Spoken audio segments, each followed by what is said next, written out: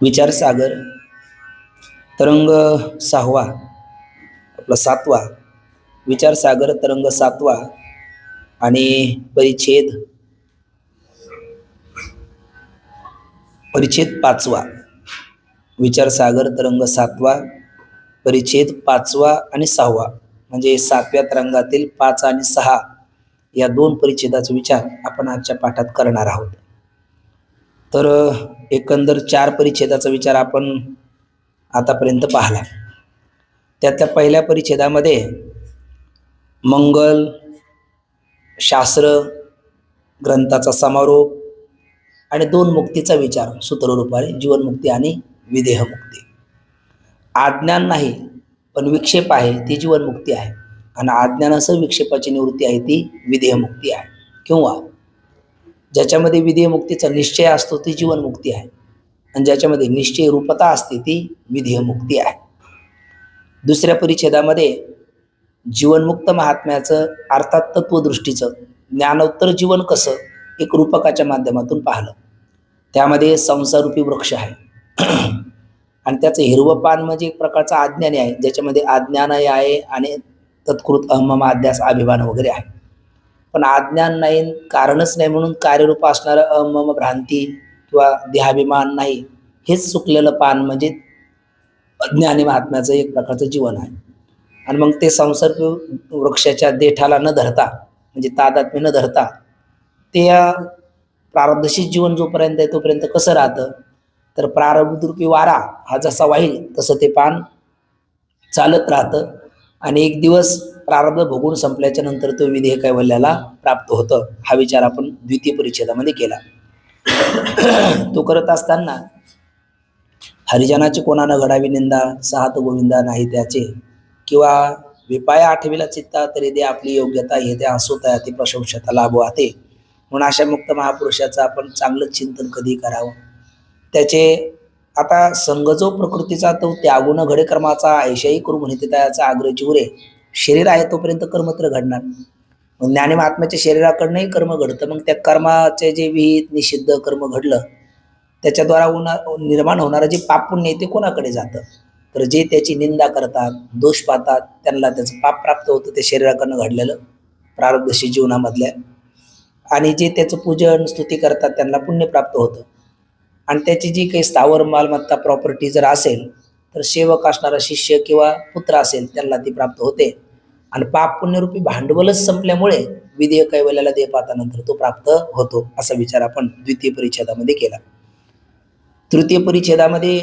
तृतीय परिच्छेदापासून ते 9 परिच्छेदापर्यंत आपण म्हटलं हा एक प्रकारचा पूर्व पक्ष आहे. इथे तो पूर्व पक्ष आहे, पण पंचदशी, जीवान्मुक्तानंद लहरी, तत्वानुसंधान असे काही ग्रंथ आहेत, तिथे हा सिद्धांत पक्ष म्हणून स्वीकारलेला आहे. मग निश्चलदासजी ते त्याला पूर्व पक्षात देतात, आणि विद्यारायण स्वामी किंवा आदी काही महापुरुष त्याला सिद्धांत पक्षामध्ये ठेवतात. कोणाचं बरोबर, तर दोघांचंही बरोबर आहे, पाहण्याची विवक्षा भिन्न आहे.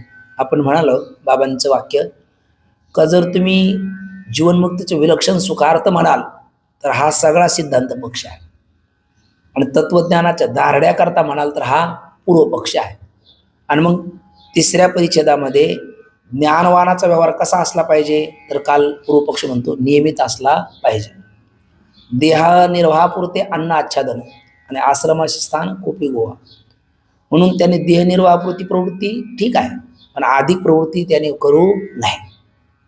बरं, माऊलीचं एक विधान जीवनमुक्तीच्या विलक्षण सुखार्थ म्हणलं तर इथं असं दिसतं, देखे प्राप्तही पुरुषे इंद्रिय लाळिली कौतुके तरी आक्रमेला जाण दुखे संसारिके. आणि बाबांचं वाक्य मी चार बाजारात गेलं का निरोगी मनुष्याला सुद्धा ठसका येतो, म्हणून त्याने त्रिपुटी ही दुःखाला येतो असल्यामुळे त्याने द्वैताचा विस्तार करू नये, देहनिर्वाहापुरता व्यवहार करावा, आणि इतर वेळेला त्यांनी निवृत्तीप्रधान जीवन आपलं असावं म्हणून त्यांनी समाधीचा अभ्यास करावा. यम, नियम, आसन, प्राणायाम, प्रत्याहार, धारणा, ध्यान आणि समाधी अशा पद्धतीने त्यांनी समाधीचा अभ्यास करावा.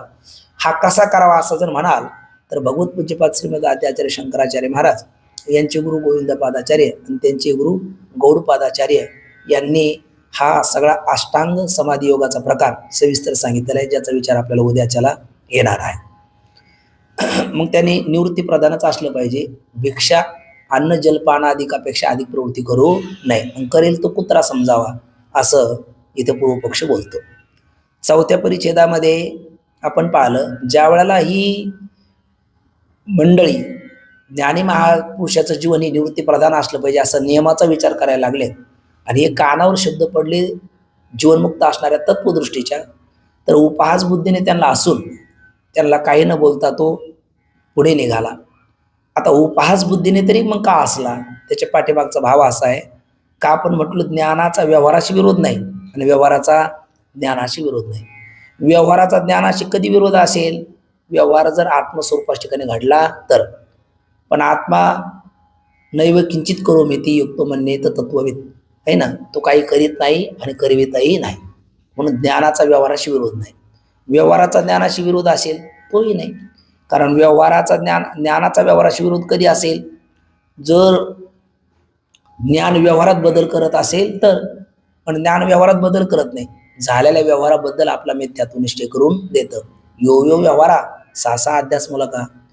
बरं, व्यवहार एकतर व्यवहार घडण्याकरता अज्ञान पाहिजे, अज्ञानकृत भेदभ्रांती पाहिजे, भेदभ्रांतीमुळे होणारे रागद्वेष पाहिजे, रागद्वेषामुळे मग अनुकूल प्रतिकूल असा व्यवहार घडेल.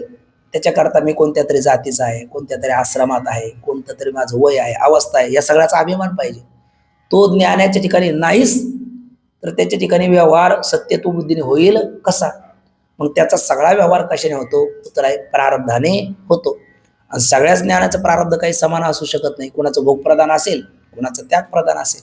कृष्णभोगी शुकत्यागी राज्ञ जनक राघव वशिष्ठ कर्म करताचे पंचेते ज्ञानना समा. म्हणून ज्ञानी पुरुषाचं जीवन हे निवृत्ती प्रधानच असलं पाहिजे असा विधी आपल्याला करता येणार नाही, कारण ज्ञानी हा विधी किंकरच राहिलेला नाही. शास्त्राचा विधी अंकुश त्याच्याकडे नाही. उलट शास्त्राने त्याला सुटका दिलेली आहे का आता आमच्या चौकटीत तुम्ही राहिला नाही, कारण आगवीची शास्त्रे अविद्या विनाशाची पात्रे माऊली म्हणतात, वाचून न होती स्वतंत्रे आत्मबोधी. असा चौथ्या परिच्छेदाचा विचार आपण काल केला. आता पाचव्या परिच्छेदामध्ये सुद्धा ज्ञानवानाच्या व्यवहाराविषयी नियमाचा आग्रह असणाऱ्या पक्षाचं पुन्हा एकदा मत सांगतात. म्हणजे ज्ञानवानाचा व्यवहार हा नियमितच असला पाहिजे असं पुन्हा एक पूर्वपक्ष बोलतो. म्हणजे थोडक्यात निवृत्ती प्रधानच असलं पाहिजे, प्रवृत्ती प्रधान असता कामा नाही, असं पूर्वपक्षाचं मत आहे. का पूर्वपक्षाचं असं म्हणणं आहे? तर हे पूर्वपक्ष म्हणतो त्याने नित्यनैमित्तिक कर्म केलंच पाहिजे असं आमचं म्हणणं नाही, त्याने उपासना केली पाहिजे असंही आमचं म्हणणं नाही. पण लौकिक व्यवहार भिक्षाटनापुरता करावा, पण अधिक लौकिक व्यवहारामध्ये त्याने प्रवृत्त होऊ नये किंवा ज्ञानी होता कामा नये. त्याचं जीवन नियमित असलं पाहिजे. का असं तुम्ही म्हणता असं आपण त्या पूर्वपक्षाला विचारू. तर तो पूर्वपक्ष म्हणतो ज्ञान होण्याच्या पूर्वी त्याचं जीवन निवृत्ती प्रधान होतं साधक अवस्थेत का प्रवृत्ती प्रधान? निवृत्ती प्रधान होतं, कारण साधक अवस्थेमध्ये हे सगळं वाढत नाही गेला, तो साधना करत राहिला ना, आणि साधना निवृत्ती प्रधान जीवनात होते, प्रवृत्ती प्रधान जीवनात होत नाही.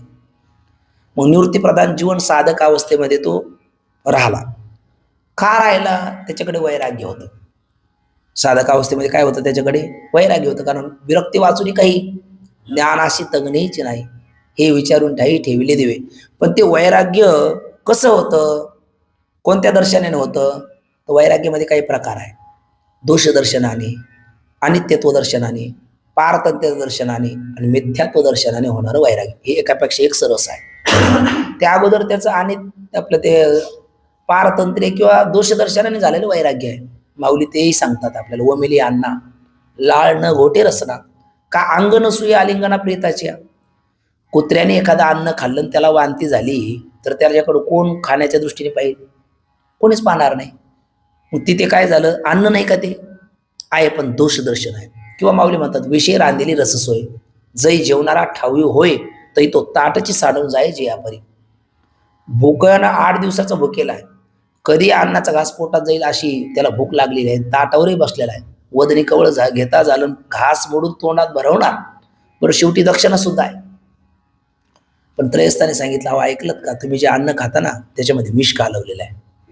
थांबेल तिथे माऊली म्हणतात ताटच सांडून जाय जे यापरी. दोष दर्शन आहे म्हणून तो ते अन्न सेवन करत नाही. म्हणजे दोष दर्शन झालेलं वैराग्य असलं तरी मनुष्य प्रवृत्ती प्रधान जीवन जगत नाही. किंवा आणखी माऊलीच्या 13व्या अध्यायामध्ये बहुतांश आपण नेहमी म्हणत असतो इंद्रिय आरतीशी वैराग्य, 8वा श्लोक बहुतांश, त्यावर दोष दर्शनाने वैराग्य माऊली सांगतात. या लोकातले भोग त्याला आवडत नाही. कसं दोष पाहतो, नराचाच्या अंथरुणे पुयपंकी लोळणे तैसे लेखी भोगणे ऐकेचे. नर शब्दाचा अर्थ बाणाच्या शेवर झोपणं आणि पुवाच्या चिखलात लोळणं हे जसं घृणास्पद आहे तसे दोष त्याला या लोकातल्या भोगात दिसतात. आणि पारत्रिक भोगाच्या बाबतीत म्हणतात स्वर्गाते आयशे ऐकुनी मानसे कुहिले पिशेत जैशी श्वानाचे का. म्हणजे कुत्र्याचं मांस आहे, चांडाल खातो पण ते ताजं खातो. हे कुत्र्याचं मांस आहे, ते सडलेलं आहे, त्यात सुळबुळीत किडे पडलेले आहे, असे बुरशी आले तर अशा त्या आळ्या बाहेर पडतात. आता ते ऐकून तरी आपल्याला कसं होतं. तसं दोषदर्शन त्याला कोणाचं आहे, स्वर्गाचं आहे. आणि हे कोणत्या अवस्थेत आहे, साधक अवस्थेत आहे. म्हणजे साधक अवस्थेतलं वैराग्य कोणतं आहे, दोषदर्शनाने पारतंत्र्य दर्शनाने. पण अनित्यत्व मिथ्यात्व दर्शनाने झालेलं वैराग्य नाही, तरी सुद्धा त्याचं जीवन काय होतं, निवृत्ती प्रधान होतं. मग आता ज्ञान झाल्याच्या नंतर आता तर संसाराचं त्याला अनित्यत्व कळालं.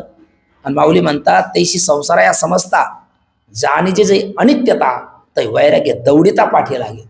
वैराग्य ढकलून दिलं तरी काय होतं, त्याच्या माघारी लागतं. किंवा हा संसार कसा कळाला त्याला, त्यावेळेस मिथ्या कळाला. ज्ञानदेव म्हणे पाहता पाहिले स्वप्नीचे चैले जाईल रे, किंवा व्याळा का हारा वरपाडा झाली अविरा, हारशाने दरारा सरिसाची उठी पण रज्जूपणे झाली या गोचरू. म्हणजे रज्जुत्वाने जर एकदा विषय झाली तर त्या सर्पाबद्दल मिथ्यात्व निश्चय होतो. आणि एकदाच्या पदार्थाबद्दल आपला मिथ्यात्व निश्चय होतो ना, पुन्हा त्याच्याबद्दल सत्यत्व भ्रांती होत नाही. स्वप्न मिथ्या असं कळालं जागा झाल्याच्या नंतर, मग त्याच्याबद्दल पुन्हा सत्यत्व भ्रांती होते का, कधीच नाही. मग दोषदर्शनाने किंवा पारतंत्र्य दर्शनाने झालेलं वैराग्य असताना जर त्याचं जीवन निवृत्ती प्रधान आहे, आता तर मिथ्यात्व दर्शन झालेलं आहे ब्रह्मज्ञान झाल्याच्या नंतर, ब्रह्मसत्यम जगन मिथ्या. मग मिथ्यात्व दर्शन झाल्यामुळे आता त्याचं वैराग्य वाढलं का कमी झालं, उलट वाढलं, ते द्विगुणित झालं. शिवाय दोष दर्शन तर आहेच, मग त्याचं प्रवृत्ती प्रधान जीवन असेलच कसं, निवृत्ती प्रधानच त्याचं जीवन असलं पाहिजे असा पूर्वपक्ष बोलतो. तो हा 5वा परिच्छेद छोटा आहे, त्याचा आशय पाहायला आपण पंक्ती वाचू. ज्ञानवानाच्या शरीर व्यवहाराविषयी नियमाचा आग्रह असणाऱ्या पूर्वपक्षाचे मत. कित्येक पंडित म्हणणे, हे पंडित म्हणणे शब्दाचा अर्थ हे कंसात पंडितच असतात, पण ते पंडित स्वतःला समजतात. हे बाबांचं वाक्य का बरे, याचं कारण पंडिताची व्याख्याही तुकोबराय करतात आणि आम्ही पंडित मानतो कोणाला तेही तुकोबराय सांगतात. तुकोबराय म्हणतात पंडित तोची भला नित्य भजे जो विठ्ठला. जो नित्य परमात्म्याचं भजन करतो तो खरा पंडित आहे. किंवा पंडानाम आत्मविषयका बुद्धी यशसा पंडिता, ज्याची बुद्धी अनात्म्याचा त्याग करून आत्म्याला आत्मत्वाने विषय करते तो खरा पंडित आहे. आणि पंडित कारण अनात्म्यालाच आत्मा समजून बसलेत. किंवा जाणे भक्तीचा जिव्हाळा तोची दैवाचा पुतळा, अनेक नये माझ्या मना हो का पंडित शहाणा, असं तुकोबराय म्हणतात. म्हणजे याचा अर्थ पंडित आपल्या लक्षात येतो. आणि काही पंडित म्हणणे असतात, पंडित म्हणणे असतात म्हणजे योग्यता नाही, पण ते स्वतःलाच काय समजतात, आपणच आपल्याला पंडित समजतात. गीतेत म्हटलेले आढ्योबी जनवानस्मी कोण्यस्ती सदृश मया 110 मोदिष्य इथे अज्ञान विमोहिता, असे जे पंडित म्हणणे त्याला म्हणले. म्हणजे योग्यता त्यांची नाही, पण अहंकाराने स्वतः आपण योग्य समजून बसणारे आणि ते स्वतः अज्ञानी आहे. आणि नियम कोणाला लावतात, ज्ञानी महात्म्याने असं वागावं ना असं वागू नाही, तर त्यांच्याबद्दल काय बोलतात, ते काय म्हणतात ते सांगताना म्हणतात कित्येक पंडित म्हणणे असे म्हणतात की ज्ञानाच्या प्रवृत्तीविषयी कोणताच नियम नाही. आता इकडे बघा, हेच वाक्य कसं होत होतं व्याघाताने, ज्ञानाच्या प्रवृत्तीविषयी कोणताच नियम नाही आणि त्याचं जीवन निवृत्ती प्रधान असलं पाहिजे, हा नियम लावायचा आहे की नाही.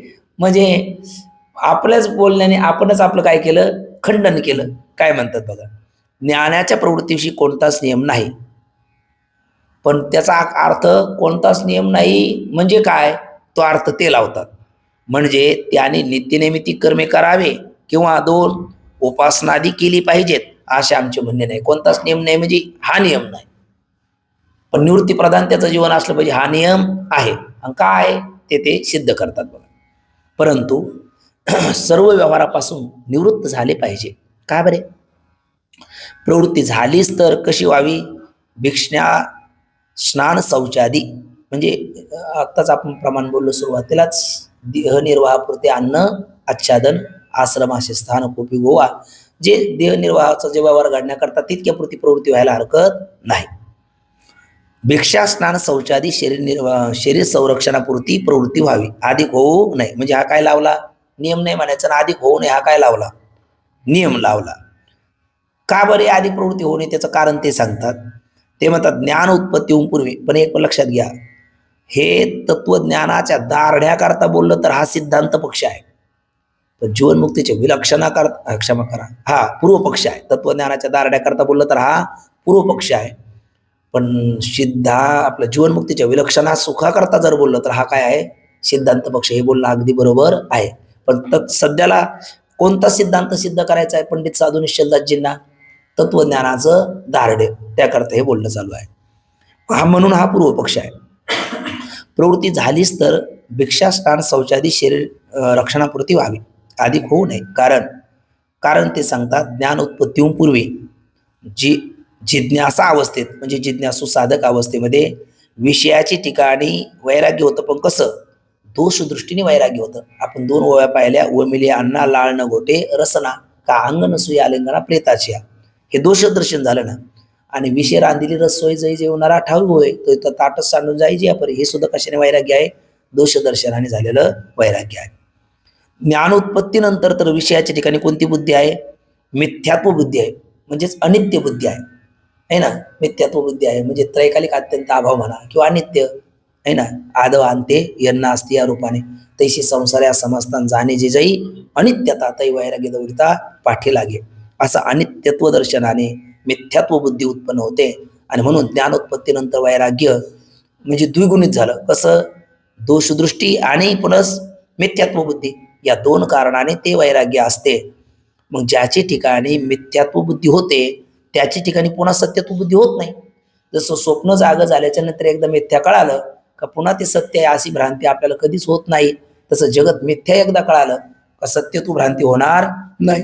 सत्यत्व भ्रांती झाली नसल्यामुळे जर दोष दर्शनाने त्याचं रखरक्त वैराग्य होतं. आता मिथ्यात्व दर्शन पुन्हा दोष दर्शन असल्यामुळे त्याची अधिक भोगाकडे प्रवृत्ती होईलच कशी, असा हा पूर्वपक्ष बोलतो. शिवाय दोषदृष्टी तर असतेच, त्यामुळे विषयाच्या ठिकाणी प्रीती संभवत नाही. म्हणजे विषय भोग वासना किंवा रागमूलक आसक्तीमूलक तो विषयाकडे प्रवृत्त होणार नाही. मग विषयाच्या ठिकाणी प्रवृत्ती कशी संभवेल? आक्षेपार्थाने विचारतात. अर्थात संभवणार नाही. आणि शरीर निर्वाहानिमित्त जी प्रवृत्ती होते बघा, आधी प्रवृत्ती होणार नाही. आणि शरीर निर्वाहानिमित्त जी प्रवृत्ती होते ती कशाने होते? प्रारब्ध बलाने होते. इथं एक आपण थोडा विचार करा, पुढे खंडन येणारच आहे. शरीर निर्वाहापुरती प्रवृत्ती जर प्रारब्ध बलाने होते तर आधी प्रवृत्ती प्रारब्धाने होऊ शकत नाही? होऊ शकते. म्हणजे इथे त्यांचं मत काय आहे? खंडित आहे. पण तूर्त आता पूर्व पक्ष असल्यामुळे त्यांचं म्हणणं आहे की ज्ञानाला कोणताच नियम नाही. म्हणजे त्याचा अर्थ काय? त्याने नित्यनिमित्त कर्म करावं, उपासना करावा असं आमचं म्हणणं नाही. पण लौकिक व्यवहार आधी करू नये, कारण अगोदर दोष दर्शनाने अधिक व्यवहारात प्रवृत्त होत नाही. आता मिथ्यात्व बुद्धीने तो अधिक व्यवहारात प्रवृत्त होईल कसा? आणि शरीर निर्वाहाची प्रवृत्ती कशी होते? तर ते म्हणतात ती प्रारब्धाने होते. आणि शरीर निर्वाहानिमित्त जी प्रवृत्ती होते ती तर प्रारब्ध बलाने संभवते. म्हणून शरीर निर्वाहापेक्षा अधिक असा घ्या त्याची जास्त प्रवृत्ती होऊच नाही, असं सकारात्मक कोणाचं म्हणणं आहे? पूर्व पक्षाचं म्हणणं आहे. आता ज्ञानवानाच्या निवृत्तीविषयी त्रयस्थाचे मत, हाही परिच्छेद आपल्याला पाहायचा. परिच्छेद थोडासा मोठा आहे, पण त्याचा एक आशय आपण लक्षात घेतला तर या परिच्छेदात मोजून 3 गोष्टी सांगायच्या आहेत. किती? 3. एक पहिला या परिच्छेदामध्ये कर्माचा विचार आहे, दुसरा प्रतिबंधाचा विचार आहे, आणि तिसरा 2 श्रुतीचा समन्वय आहे. काय काय? एक विचार आहे कर्माचा, दुसरा आहे प्रतिबंधाचा, आणि तिसरा आहे 2 श्रुतीचा समन्वय. तर हे तिन्हीचा आपण आशय आणि विषय असं सोबत बघत चालू, म्हणजे थोडंसं कमी वेळात आपला हा परिच्छेद होईल.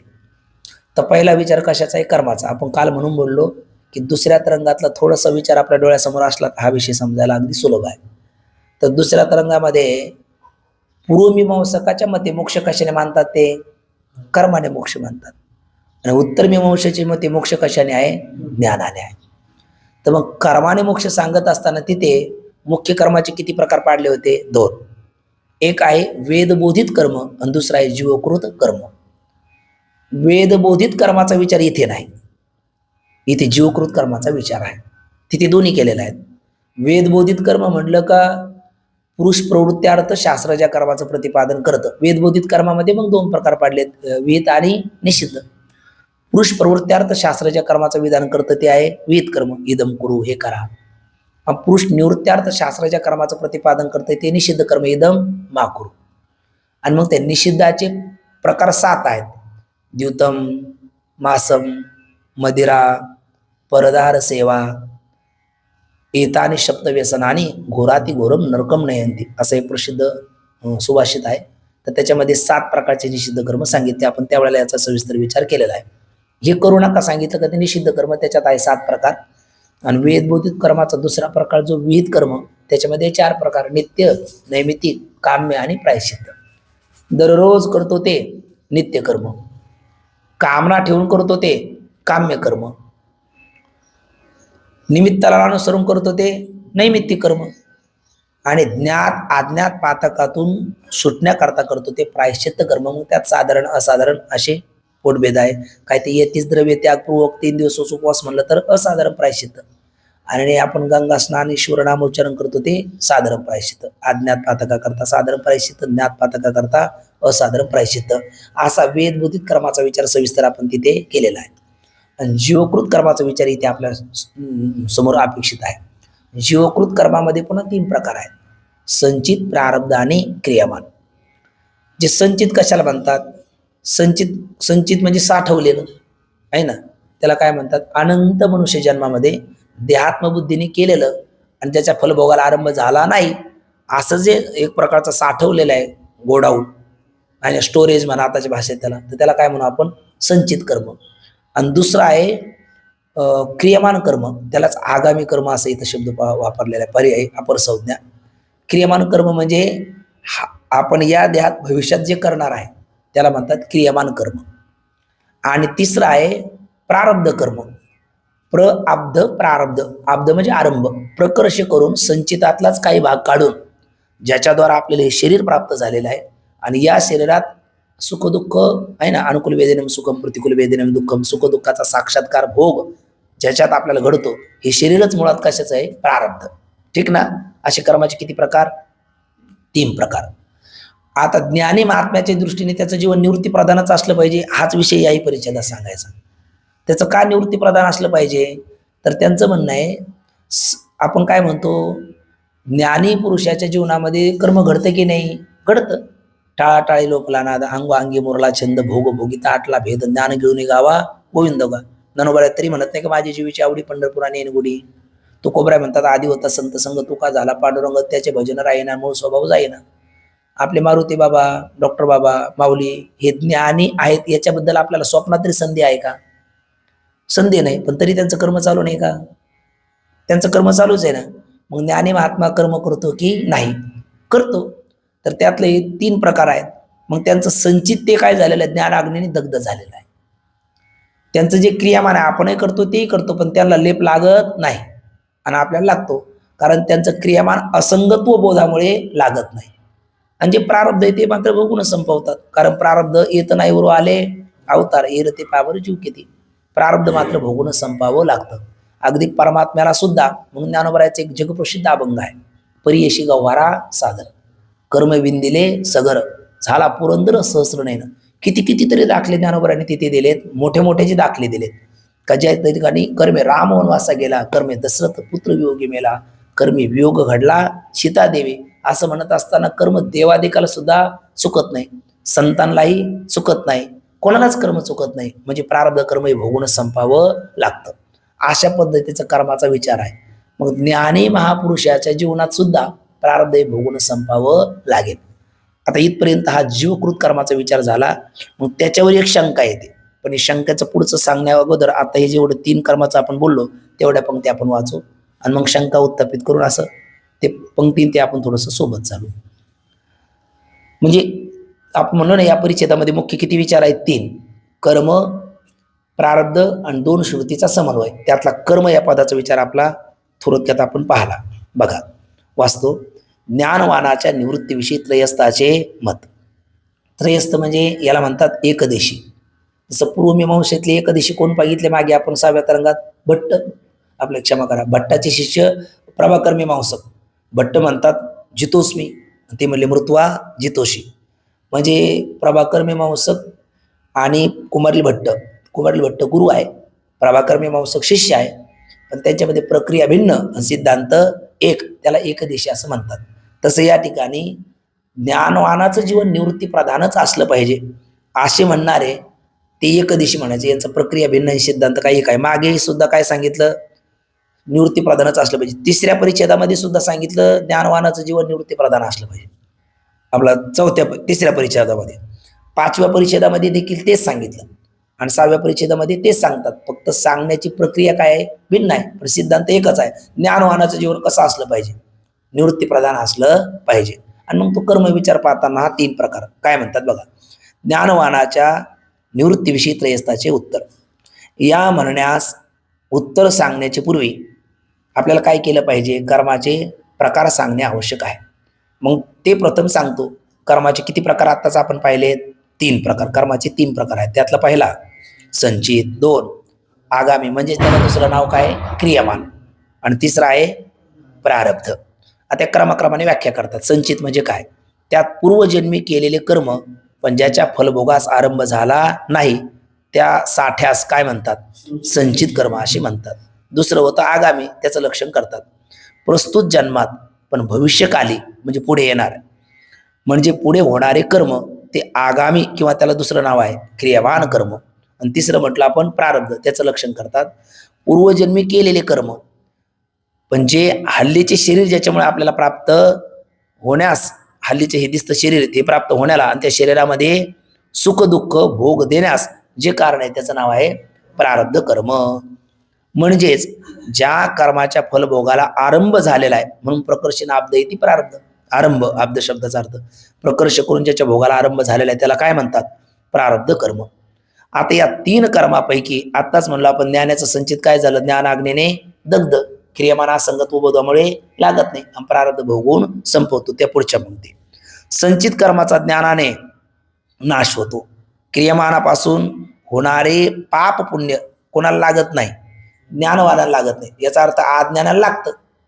ज्ञानवानाला का लागत नाही? माऊली सांगतात हे मजच सव झाले परी म्या नाही केले, आयसे जेने जाणे तले तो सुटला गा.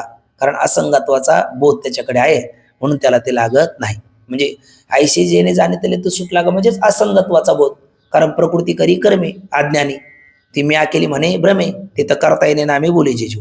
कर्तृत्व प्रकृतीच आहे आणि आपल्या डोक्यावर घेतो पुढीलाची ओझेना आपल्या माता घ्यायचे तरी कान दाटीची धनुर्धारा. किंवा कर्तृत्वाचा मधु कर्मफलाचा आस्वादू या दोहीचे नावी बंधू कर्माचा की. कर्तृत्व मध आणि फलाभिलास असल्यामुळे ज्ञानी कर्मामध्ये बांधला जातो. मग आगा कर्मे जैव रावे तैस ती सुखदुखी फळा यावे त्या ते भोगावा यावे ते आहे का. पण हा कर्तृत्व मध आणि फलाभिलास नसल्यामुळे हे मजस्तव झाले अशी स्थिती असल्यामुळे ज्ञानाला कर्म त्या कर्माचा झालेल्या कर्माचा काय त्या लेप लागत नाही. म्हणजेच असंगत्वाचा बोध त्याच्याकडे असतो. म्हणून म्हणतात क्रिया संचित दग्ध झालं.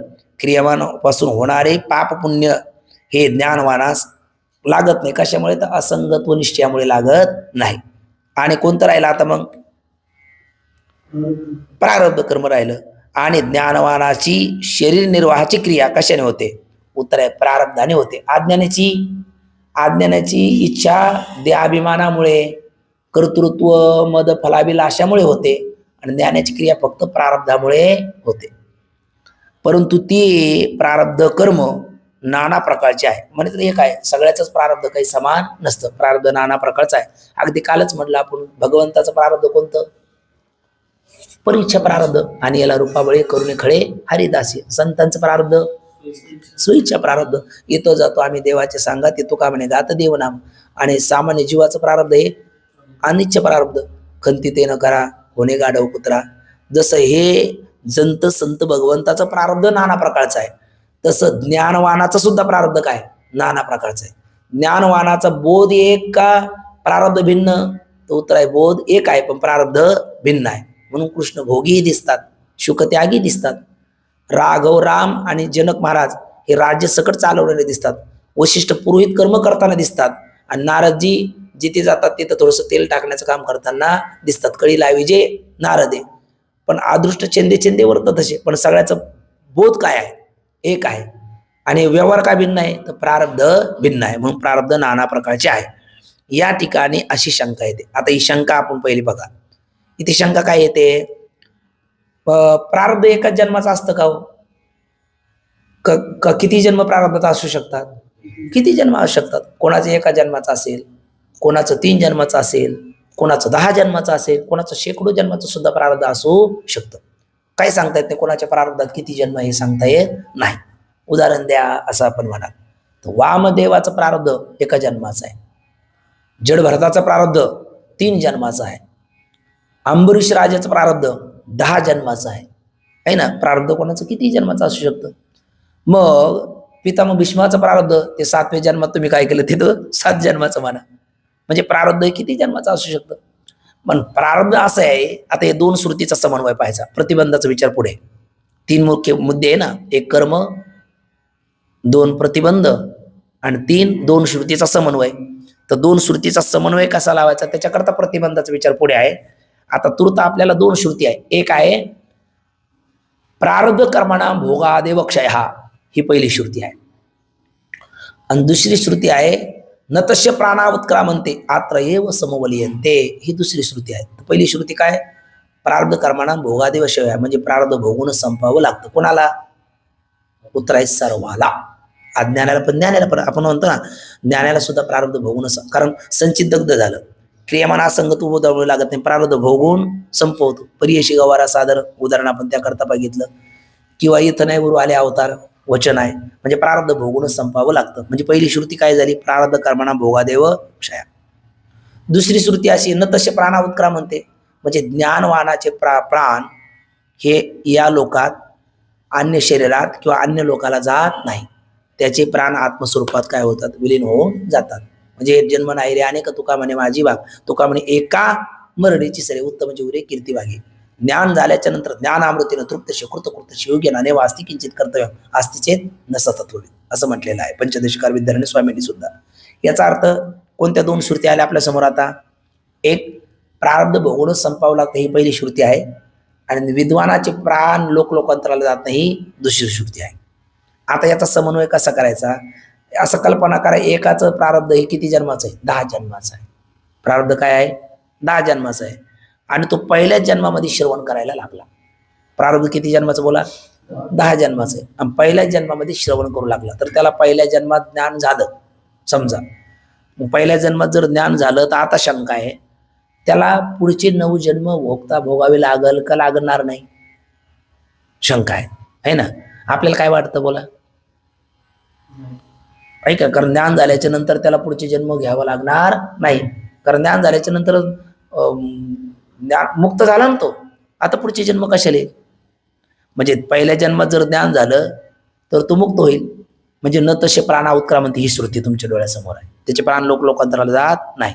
पण तुम्ही जर म्हणाल त्याचे प्राण लोकांतराला जात नाही, तर प्रारब्ध कर्मणा भोगादेवक्षा, प्रारब्ध तर भोगल्याशिवाय संपत नाही, ही दुसरी श्रुती आली. कारण त्याचं किती जन्माचं प्रारब्ध शिल्लक आहे? अजून 10 जन्माचं असल्यामुळे 9 जन्माचे शिल्लक आहे. मग ते 9 जन्माचं पुढे संगती काय?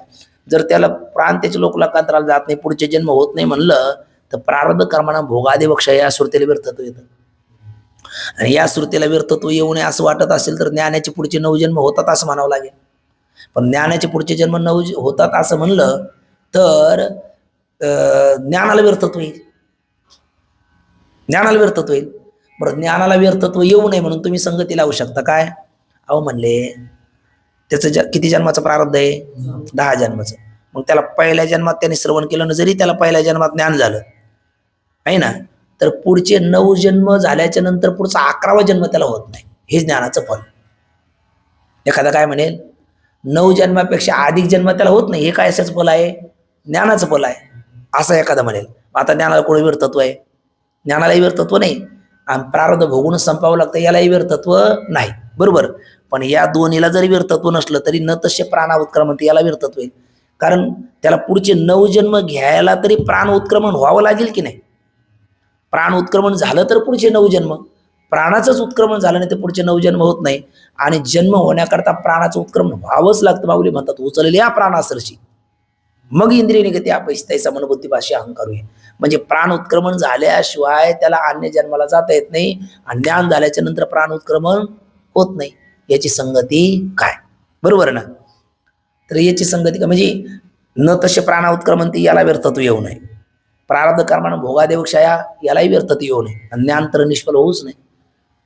बरं तुम्ही म्हणाल त्याने आता बघा श्रवण केलं, पहिल्या जन्मात श्रवण केलं, 10 जन्म पुढचे 9 जन्म बाकी आहे.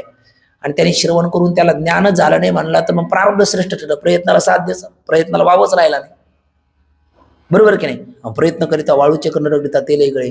माऊली तर म्हणतात असाध्य ते साध्य, तुकोबरा म्हणतात ना, असाध्य ते साध्य करिता सायाचं कारण अभ्यास तुका म्हणे. माऊली म्हणतात अभ्यासाचे बळे एकागती अंतराळ व्याघ्र सर्प प्रांजली केली आहे की.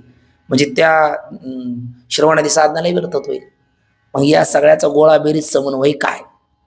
त्याचा समन्वय एवढाच आहे, न तसे प्राणा उत्क्रांती याही या श्रुतीलाही व्यर्थत्व येत नाही. प्रारब्ध कर्माना भोगादेवक्षा यालाही व्यर्थत्व येत नाही.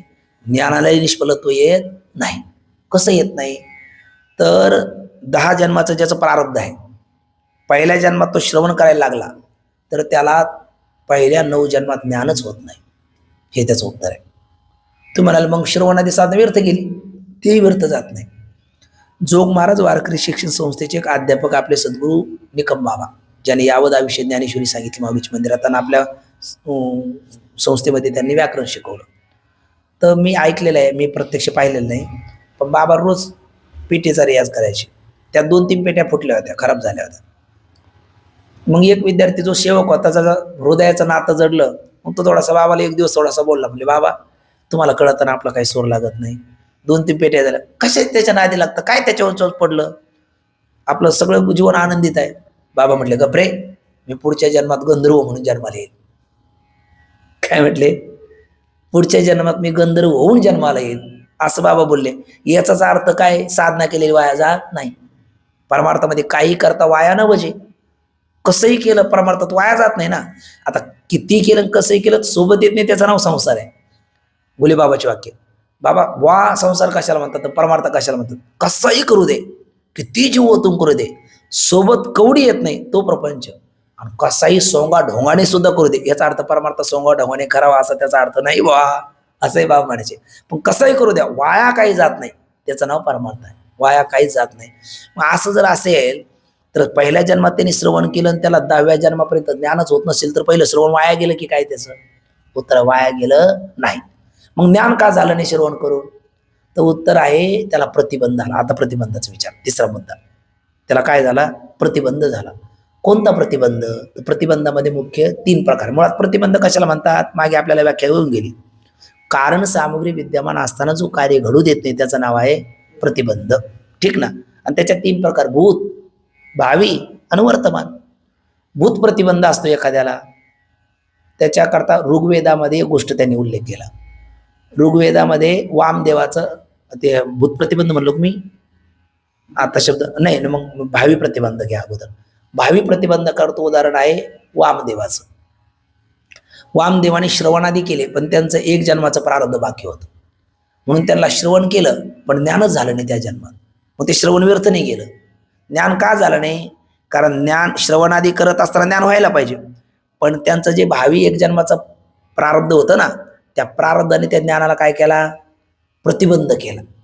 म्हणजे त्याला शब्द ज्ञान होतं, परोक्ष ज्ञान होतं, फार झालं तर अदृढ अपरोक्षही होतं, पण काय होत नाही, दृढ अपरोक्ष ज्ञान होत नाही. कारण तो भावी प्रतिबंध त्या ज्ञानाला प्रतिबंध करतो. पण मग ते वाया गेलं का नाही? कशावरून? पुढच्या जन्मामध्ये ज्या वेळेला ते आईच्या गर्भात आले ना, तर श्रवणादी साधना वाचून त्यांना ज्ञान झालं. कारण ते श्रवणादी त्यांनी अगोदरच केलं होतं, ते ज्ञान फक्त प्रतिबद्ध झालं होतं. कशामुळे? 1 जन्माच्या प्रारब्धामुळे. पण तो जन्म घेतला ना, तर आईच्या गर्भातच श्रवणादी साधना वाचूनच त्यांना ज्ञान झालं. ती चिदानंद रूपच म्हणतच आले. म्हणजे याचा अर्थ ते श्रवण वाया गेलं का? इथं ज्ञानाला व्यर्थत्व नाही. आणि प्रतिबंध कोणी केला? भावी प्रतिबंधाने त्याला प्रतिबंध केला. तो जन्म झाला, त्यांना ज्ञान झालं, ते कृतार्थ झाले. म्हणजे पहिला झाला भावी प्रतिबंध. दुसरा आहे वर्तमान प्रतिबंध. आता बऱ्याच वेळेला हा आपल्या प्रत्येकाचा अनुभव असतो. पाठात ऐकत असताना खरंच वाटतं अहम ब्रह्मास्मी, ब्रह्मसत्यम जगन्मिथ्या, जीव ब्रह्म नापरा, ते मात्र संधी राहत नाही. पण ही वृत्ती कायम राहते का? कायम राहत नाही. बरं, बऱ्याच वेळेला कळतं, कळायला सारखं वाटतं, पण पुन्हा अहम दिवस मी भ्रांती होते. मग हा कोणता प्रतिबंध मानला पाहिजे आपण? वर्तमान प्रतिबंध. बरं, बऱ्याच वेळेला कधी कळत नाही तर प्रज्ञामांद्य असतं. कधी कळून सुद्धा मनुष्य समजून घेत नाही, वेगळेच तर्क निर्माण होतात. कुतर्क आहे, प्रज्ञामांद आहे. किंबहुना म्हणजे फार काय सांगू, तो काय म्हणायचा, फार नका सांगू, किंबहुना म्हणजे काय तेवढं सांगा. प्रज्ञामांद्य प्रतिबंध आहे. आणि तिसरा लाडू सिद्ध करतो, मग बाळासाहेब तो तुम्ही खा, काय झाला? कुतर्क प्रतिबंध आहे. विषयासक्ती प्रतिबंध आहे. एखाद्या वेळेला पाठ ऐकत असताना एखाद्या वेळेला कळत नाही, वेगळ्या विषयाचं मन चिंतन करत असलं तर वृत्तीला एका वेळेला दोन काम होत नाही. म्हणजे विषयासक्ती प्रतिबंध असू शकतो, प्रज्ञामांद्य कुतर्क दुराग्रह प्रतिबंध असू शकतो, हे वर्तमान प्रतिबंध आहे. आणि भूत प्रतिबंध तर ते पंचदशीमध्ये विद्यारायण स्वामींनी सांगितलं आहे. भूत प्रतिबंध एक राजा आहे. त्या भूत प्रतिबंधामध्ये 3 गोष्टी साधारणतः असतात. एक, पुत्राचा मृत्यू झाला किंवा आपलं सगळं ऐश्वर जप्त झालं, म्हणजे वित्तनाश झाला, आणि पत्नी मेली, अशा अनेक काही गोष्टी. तर ते चिंतन करत असताना त्याला काय होतं, ते पुत्रच डोळ्यासमोर येतो, ब्रह्म येत नाही. एखादी पत्नी गेली, त्याला प्रणवाचं ध्यान करायला सांगितलं, ते प्रणव जायचा बाजूला, ओंकार, आणि महिषी यायची समोर, म्हणजे त्याची राणी समोर यायची, त्याला ध्यान नाही काढायचं. म्हणजे हा कोणता प्रतिबंधगत ऐश्वर, त्याचं चिंतनामुळे काय आपण होतो दिवस आपले ना आता काय आले, ते गत ऐश्वर गेलं का तेच डोळ्यासमोर येतं, आणि त्याच्यामुळे वर्तमान काळात चिंतन होत नाही. म्हणजे असे हे गत ऐश्वर, पुत्र मृत्यू, आणि हे काय म्हणलो, पत्नी नजरेसमोर येणं, हे भूत प्रतिबंधाचे उदाहरण आहे. वामदेव हे भावी प्रतिबंधाचं उदाहरण आहे, आणि हे कुतर्क दुराग्रह वगैरे वर्तमान प्रतिबंधाचे उदाहरण आहे. असा भूत भावी वर्तमान तिन्हीपैकी एखादा जर प्रतिबंध असेल तर तो काय होऊ देत नाही, ज्ञान होऊ देत नाही. ते ज्ञानाला काय करतो, प्रतिबंध करतो, आणि तो प्रतिबंध दूर झाला का ज्ञान होतं. आता समन्वय काय झाला, पहिल्या जन्मात जरी त्यांनी श्रवण केलं तरी तो भावी प्रतिबंध 9 जन्माचा असल्यामुळे त्यांनी ते ज्ञान प्रतिबंध झालं, दृढ अपरोक्ष ज्ञान त्याला झालं नाही. आणि 9व्या जन्मामध्ये 10वा जन्म ज्यावेळेस घेतला, तो प्रतिबंध दूर झाला, त्याला दृढ अपरोक्ष ज्ञान श्रवणा वाचून झालं. म्हणजे श्रवणाला काय आलं नाही, व्यर्थत्व आलं नाही, म्हणजे प्रयत्न व्यर्थ गेला नाही. आणि ते प्रारब्ध भोगून संपलं, त्या श्रुतीला व्यर्थत्व आलं नाही. अन्न तसे प्राणा उत्क्रा म्हणते, याही श्रुतीला व्यर्थत्व आलं नाही. असा त्याचा समन्वय एवढाच आहे. आता एक 5 मिनिटामध्ये आपण हे वाचून घेऊ, म्हणजे एवढा विषय आपला पूर्ण होऊन जाईल. वाचू. शंका बघा, शंका शब्द बघा. या ठिकाणी अशी शंका येणे संभवनीय आहे की एखाद्या प्रारब्ध समुदायात किती जन्म देण्याचे सामर्थ्य आहे? 10 जन्म देण्याचे सामर्थ्य आहे. प्रारब्धाने एकच जन्म होतो असा काही नियम नाही. 10 जन्म देणाऱ्या प्रारब्धापैकी प्रथम जन्मातच एखाद्यास ज्ञान झाले तरीही, आहे ना, म्हणजे ज्ञान होतच नाही हे त्याचं उत्तर पुढे आहे, पण ही शंका घेण्याकरता प्रथम जन्मातच ज्ञान झाले तरीही त्यास आणखी 9 वेळा शरीराची प्राप्ती झालीच पाहिजे, कारण प्रारब्धाचा भोग वाचून नाश होत नाही. कारण प्रारब्ध कर्माचा भोग वाचून नाश घडत नाही, किंवा प्रारब्धातील, किंवा दुसरं म्हणा, प्रारब्धातील राहिलेल्या 9 शरीरापेक्षा त्याला जास्त शरीर येणार नाही पहिल्या जन्मात ज्ञान झाले तर. हे ज्ञानाचे फल. पण हे म्हणणं बरोबर का नाही ते सांगतात, परंतु हे म्हणणे बरोबर नाही. कारण ज्ञानवानाची प्राप्ती बघा, न तसे प्राणा उत्क्रा म्हणते ही दुसरी श्रुती, आणि प्रारब्ध कर्मानं भोगादेव शिव ही पहिली श्रुती, ते ठळक अक्षरात दिली. कारण ज्ञानवानाचे प्राण या लोकात किंवा अन्य लोकात किंवा अन्य शरीरात जात नाही. ते प्राण अंतकरण इंद्रियासहित, म्हणजे पूर्ण सूक्ष्म शरीर, कारण सूक्ष्म शरीर तेच असतं ना, स्थूल शरीर बदलतात, म्हणून अंतकरण आणि इंद्रियासहित आत्मस्वरूपातच काय होतात, लीन होतात. अशा प्रकारच्या श्रुती वाक्याशी काय येईल, विरोध येईल. कधी? ज्ञान झाल्याच्या नंतर सुद्धा पुढचे 9 जन्म येतात असं म्हटल्याच्या नंतर. प्राण बाहेर गेल्या वाचून तर दुसऱ्या शरीराची प्राप्ती संभवत नाही. आणि प्रारब्ध कर्माचा कशा नाश होतो बोला, भोगा वाचून नाश होत नाही. म्हणून ज्ञान काय होईल, निष्फल आहे असे म्हणावे लागेल. याचे उत्तर असे की अनेक शरीर देणाऱ्या प्रारब्ध कर्माचा आरंभ झाला असता प्रथम शरीरात जरी त्यांनी श्रवणाने साधना केली तरी प्रथम शरीरात ज्ञान होणे काही नाही, शक्य नाही. मग श्रवण प्रयत्नाला वाव नाही का? आहे, पण ज्ञान का होत नाही? मग त्याचं उत्तर आहे, प्रतिबंध झाला. कोणी केला? त्या प्रारब्धाने, 9 जन्माच्या प्रारब्धाने. त्या प्रतिबंधात किती प्रकार? 3. तो विचार आता पुढे. मग शेवटच्या शरीरातच ते ज्ञान होईल, कारण अनेक शरीर आरंभक जे प्रारब्ध कर्म तेच काय करतं, त्या दृढ निश्चयाच, म्हणजे त्याला ज्ञान होत नाही असं नाही, त्याला परोक्ष ज्ञान होईल, शब्द ज्ञान होईल, फार झालं तर अदृढ अपरोक्ष ज्ञान सुद्धा होईल, पण दृढ अपरोक्ष ज्ञान होणार नाही, कारण ते प्रारब्धाने त्याला काय केला, प्रतिबंध केला. म्हणजे दृढ निश्चयास प्रतिबंधक होतं, म्हणजे कोण तो प्रारब्ध त्याला प्रतिबंध करतं. उदाहरण देतात, जसे वर्तमान प्रतिबंध म्हटलं आपण, जसे विषयासक्ती, बुद्धिमांद्य, कुतर्क, दुराग्रह वगैरे हे जे वर्तमान प्रतिबंध आहे, यास हे वर्तमान प्रतिबंध आहेत. तसेच अनेक शरीर आरंभक प्रारब्ध कर्म ज्ञानास काय करतं, त्याच्या प्रतिबंध करतं. आणि याला काय म्हणतात मग, आगामी प्रतिबंध, म्हणजे पुढे येणारे, म्हणजे 3 जन्म बाकी होते जड भरताचे, 10 जन्म बाकी होते राजा अंबरीशीचे, 1 जन्म बाकी होता वामदेवाचा, म्हणून कोणते प्रतिबंध झाले, आगामी म्हणजे भावी प्रतिबंध, यास आगामी प्रतिबंध म्हणतात. आणि प्रतिबंध असूनही सतत जर श्रवण करील, म्हणून आपल्याला प्रतिबंध हे होतच नाही, मग कशाला आपण श्रवण करायचं, आहे ना. तर आहे ना, श्रवण करून सुद्धा ज्ञान होतच नाही, तर मग करायचं कशाला, असं म्हणू नये, कारण पुरुष प्रयत्नाला वाव आहे, केलेलं श्रवण व्यर्थ जात नाही. वामदेवाचं गेलं का व्यर्थ नाही, मग झालं कुठे, अहो श्रवण न करताच आईच्या गर्भातच काय झालं, ज्ञान झालं. किंवा आताच म्हणलं आपण, बाबा काय म्हणायला लागले, मी गंधर्व म्हणून जन्माले. किंवा आज जर आपण पाहिलं तर काही काही मुलं कुठं शिकताना दिसत नाही, पूर्ण देश त्यांनी दणानून टाकला. एखादा गायकी क्षेत्रामध्ये, एखादा वादन क्षेत्रामध्ये 2-2 वर्षाची लेकरं, 1.5-1.5 वर्षाची लेकरं, काही काही ते गाताना किंवा स्वर लावताना दिसतात. कशाचा परिणाम हा, या जन्मात त्यांची साधना दिसत नाही, मग काय मानलं पाहिजे, त्यांची ती पूर्वजन्माची साधना आहे. एखादा व्यक्ती सुदामदेवासारखा किती निश्चल हो, अहो भगवान श्रीकृष्णाने ज्यांना आपला सखा म्हणून स्वीकारावं, सामान्य हस्ती असेल का, आणि त्यांना किती 18 विश्व दारिद्र्य, कुत्री हाल खात नाही, इतकं त्यांचं दैन्य, कशाचा परिणाम आहे, पूर्वजन्माचा आहे. किंवा त्या भगवान कृष्णासोबतच असताना काय म्हणतात, ते चणे गुरुमातेने दिले दोघाला आणि यांनी एकट्यानेच ते खाल्ले, तर त्याचा परिणाम. पण म्हणजे करणी चुकत नाही ना, म्हणजे ते प्रारब्ध प्रतिबंध करतच असं आपल्याला मानावं लागतं. म्हणून म्हणतात, श्रवण करील तर त्याच प्रतिबंध निवृत्ती झाल्यानंतर काय होईल, पूर्वी केलेल्या श्रवणाधिकाच्या बलवत्तर संस्काराने अन्य जन्मात ज्ञान होईल. तिथे एक शब्द जरूर घ्यायचा, बाबा म्हणतात काय, श्रवणादी साधना वाचून सुद्धा ज्ञान होईल. का बरं, कारण त्यांनी पूर्वी ते केलेलं आहे. जसे वामदेव, तेच उदाहरण आलं, जसे वामदेवाने पूर्वजन्मी श्रवण मननादी केले, परंतु प्रारब्ध कर्मातील एक शरीर घेण्याचे शिल्लक राहिले, आणि यामुळे त्या जन्मी त्यांना ज्ञान झाले नाही. पण ते श्रवण व्यर्थ गेलं का त्यांचं नाही, तर त्या शरीराचा नाश होऊन अन्य शरीर प्राप्त झाल्याबरोबर, पण पूर्वी केलेल्या श्रवणाच्या द्वारा, पूर्वी केलेल्या संस्काराने आता श्रवण करावं नाही लागलं, आईच्या गर्भातच त्यांना ज्ञान झाले. आणि गर्भात ज्ञान झाल्याचे उदाहरण आपल्याकडे आहे. अभिमन्यूला चक्रव्यूह वेदानाचं ज्ञान कुठे झालं, आईच्या गर्भात झालं. माया किती घातक आहे याचं ज्ञान शुकदेवाला मातेच्या गर्भात झालं, 12 वर्ष म्हणून थांबले. पुन्हा जर आपण पाहिलं तर त्या 9व्या भक्तीचं ज्ञान भक्त प्रल्हादाला कुठे झालं, आईच्या गर्भात झालं. गर्भाची आवडी मातेचा डोहळा तुकोबराई म्हणतात, म्हणून म्हणतात त्या वामदेवांना आईच्या गर्भातच ज्ञान झाले. ही कथा ऋग्वेदामध्ये आहे. आणि म्हणून ज्ञानोत्तर अन्य शरीराची प्राप्ती संभवत नाही.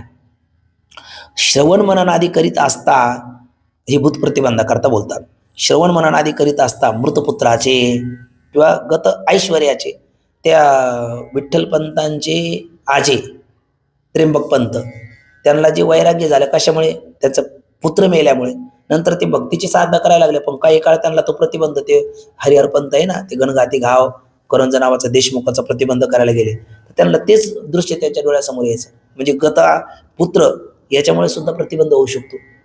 नंतर गत ऐश्वर्य, एखादा फार मोठा सम्राट असेल आणि अचानक त्याचं परकीयाने आक्रमण केलं, त्यात सगळं गेल्याच्या नंतर त्याला वैराग्य होतं, पण ते साधना करायला गेला तरी ते मागचे दिवस सारखे, अरे आपलं काय ऐश्वर्य होतं. त्याच्यामुळे इकडे ते श्रवणादी साधनेमध्ये प्रतिबंध होऊ शकतो. आणि ते महिषीचं जे ते उदाहरण देतात, ते म्हणतात मृतपुत्राचे गत ऐश्वर्याचे चिंतनाने ज्ञानास प्रतिबंध होतो, त्यास भूतप्रतिबंध म्हणतात. याचे उदाहरण ग्रस्त आश्रमातील महिषीवर, महिष शब्दाचं महिषी म्हणजे 4 पायाची नव्हे, इथं महिषी अर्थात 2 पाण्याची असणारी त्यांची भार्या पत्नी, ती म्हैस आहे आणि महिषी आहे. पण ते शब्द इथं असाच लिहिला त्यांनी, म्हशीवर प्रेम असलेल्या गृहस्थाने संन्यास केल्यानंतर गुरुनी सांगितलेल्या प्रणव अक्षराचे ध्यान करीत असता प्रणव जाऊन त्याऐवजी म्हशीचे ध्यान होऊ लागले, किंवा मग ते डायरेक्ट म्हैस घेतली तरी चालेल. एखाद्या शेतकऱ्याचं काय असू शकतं, जसं जिजाऊ आईसाहेबांचं त्या माहेरच्या मंगळी म्हशीवर किती प्रेम होतं. तुकोबराय काही बोलले की ते म्हणजे खबरदार माझ्या मंगळीवर बद्दल बोलाल तर, असं मुख्या जनावरही प्रेम असतं, काही काही लोकांचं प्रेम असू शकतं. मग तसा अर्थ घेतला तरी चालेल. किंवा ते विनोदाने एक वैद्य बाबा म्हणायचे, एक राजा त्या ज्योतिषाची परीक्षा घ्यायला लागला आणि त्यांनी बोलवल्याच्या नंतर म्हणले ते तिकडं मागं ते दोरा नाडी द्यायची आणि इकडं दोरा पकडायचा, तरी ते बरोबर काय ताप आला काय आजार सांगायचे. मग त्यांनी एक दिवस म्हैसच मागे आणून ठेवली, तिच्या पायाला दोरा बांधला आणि याच्या हातात त्याला सांगा म्हटलं काय आजार आहे. तर तो म्हणला सांगतो, पण तू म्हैस बायको कधीपासून केली ते सांग म्हटले. म्हणजे किती त्यांचा ज्योतिष पक्का असेल ते काय म्हणतात वैद्यकीय विद्या किती त्याची प्रगत असली पाहिजे यावर लक्षात येतं. जाऊ दे, तो विषय काय आपल्या इथे घेण्याचा नाही. म्हैशीचे ध्यान होऊ लागले त्यामुळे त्यास प्रतिबंध झाला. कोणता प्रतिबंध म्हणावा हा बोला? भूत प्रतिबंध. ही कथा विद्यारायण स्वामींनी पंचदशी ग्रंथामध्ये सांगितली आहे. प्रसंग प्राप्त प्रतिबंधाचे वर्णन संपल्याच्या नंतर मूळ कशा करता हा विषय चालला, दोन श्रुतीचा विरोध परिहार व्हावा. न तसे प्राणा उत्क्रामंती प्रारब्ध कर्माना भोगादेव क्षया, तो मूळ विषय एकदा एक वाक्यता करतात. प्रसंग प्राप्त प्रतिबंधाचे वर्णन झाल्यानंतर पुन्हा राहिलेल्या प्रारब्ध कर्माचा विचार सांगतो. वर्तमान शरीराची शरीर निर्वाहापुरतीच चेष्टा कशाने होते? प्रारब्धाने होते. रागजन्य अधिक चेष्टा होणार नाही. काय अधिक चेष्टा होण्याकरता राग लागतो. राग म्हणजे विषयाबद्दलची प्रीती, विषयाबद्दलची सुखभ्रांती, विषयच आपल्या विषय वाचून काही नाही, अरे सर्व आता रम्य नाही असा भ्रम. मग त्यामुळे अधिक प्रवृत्ती होईल, ती तर याच्या ज्ञानाकडे नाही. रागजन्य अधिक प्रवृत्ती नाम चेष्टा होत नाही. म्हणून ज्ञानवानाच्या व्यवहार कसा असला पाहिजे? निवृत्ती प्रधानच असला पाहिजे. जर कोणी असे म्हणेल की मनाचा स्वभाव, आता हे पुढच्या परिच्छेदाचं अवतरण चाललं थोडक्यात. जर असे कोणी म्हणेल की मनाचा स्वभाव कसा आहे हो? चंचल आहे. चंचल मी म्हण कृष्ण भक्तराज अर्जुन बोलतात, काय काय करतो या मना तुका या बंधू बोलतात, आणि बहुत चंचल चपल तुकोबराय म्हणतात. म्हणजे मन कसं आहे? चंचल आहे. म्हणून अतिचंचल आहे, त्याची निरालंब स्थिती राहत नाही. जसं ते भूत म्हणायला लागलं ना मला काम दे नाही तर मी तुझं काही काम करेन, कारण ते राहत नाही त्या विरालंबच. तसं रिकामं मन सैतानाचं घर म्हणतो आपण, त्याला काहीतरी काम द्यावंच लागतं, नाहीतर मन आपल्याला ते कामातून घालवतं. आणि त्याला काम देत राहिलं तर मन हे रामरूप होतं, मन हे राम झाले. पण कधी कामामध्ये काम, काही म्हणा राम राम. म्हणून म्हणतात निरालंब स्थिती घडत नाही. कोणाची? मनाची. म्हणजे मनाला काहीतरी आलंबन द्यावं लागतं.